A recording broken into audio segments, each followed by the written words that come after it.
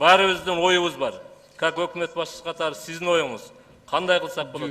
Жусубалы Калмаматович, урматтуу Жусубалы Калмаматович, менин оюм баягы Кыргызстандын жараны катары эле оюм ушундай. Кумтөр кыргыз эл үчүн иштеш керек.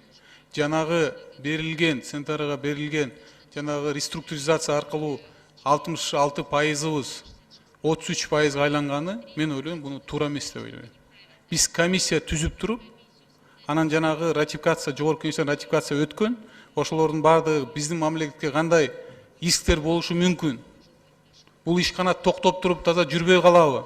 Жана хвостохранилищенын айтып аткан мына комиссия Садыр Нуркожоевич чыгарган ошондой реалдуу коркунучу барбы? Ошондой реалдуу экологиялык азыр коркунуч турабы ошол жерде? Международный экологдорду чакырып туруп, Ксинтерага тиешеси жок, бир топ международный экологдор бар. Керек болсо Америкадан да, Европадан чакырсак болот. Алар 10 эсе күчтүү биздин караганда экологический нормаларды. Ошонун негизинде канча ошону жанагы рекультивацияга канча акча керек? Жанагы Садыр Нуркожоевич же башка бирөө айтып кетти, жана $500 миллион деп же тиерде кыз айтып кетти эколог. Ошондой чыгашалар болсо, биз аны компанияларга иск беришибиз керек аны. Ал ошол аркылуу же алар төлөп бериш керек Кыргызстанга, же болбосо акция турунда өткүзүп бериш керек. Ошондой кадамдарга барышыбыз керек биз. Буну биз болсо жанагы мамлекет жогорку кеңеш түзүлгөн комиссия мындай кылдаттык кадам менен барышыбыз керек да. Анан бир күндө эле барып жананы базага алып, жокко чыгарып, токтотуп, неметип, эми болсо бул эртеңки күнү көчүп кетип аткан жок да бул фабрика.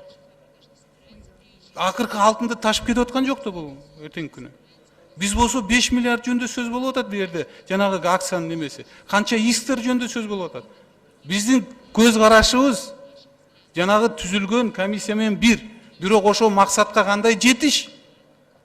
Аны мен ойлойм, силер менен бирге биз чечебиз. Мен ойлойм, президенттин эле ою ошондой. Анан да өзгөчө белгилеп кетким келет. Мына Садыр Нуркожоевич бунун четин айтты. Алмаз Шаршенович 2007-жылы премьер болуп турганда акцияны 15%дан 33%га көтөргөн. Бул Бакиевдин заманында көтөрүлгөн маселе бул. Ошонун негизинде биздин акциялар $1,5 миллиард чыккан. Анан кийин бүгүнкү күндө мен болсо 2007 берге сиздерге дайындалатына 2007-жылы комиссиянын чечиминде көрдүм мен. Арды бир топ чечимдер мына Садыр Нуркожоевич жетектеген, Иманкожоева жетектеген комиссиялардын чечиминде арды көз караштын бардыгы эле. Бирок тилекке каршы Бакиевдин заманында ал тиги жыйынтыкка чыккан эмес да, ишке ашкан эмес.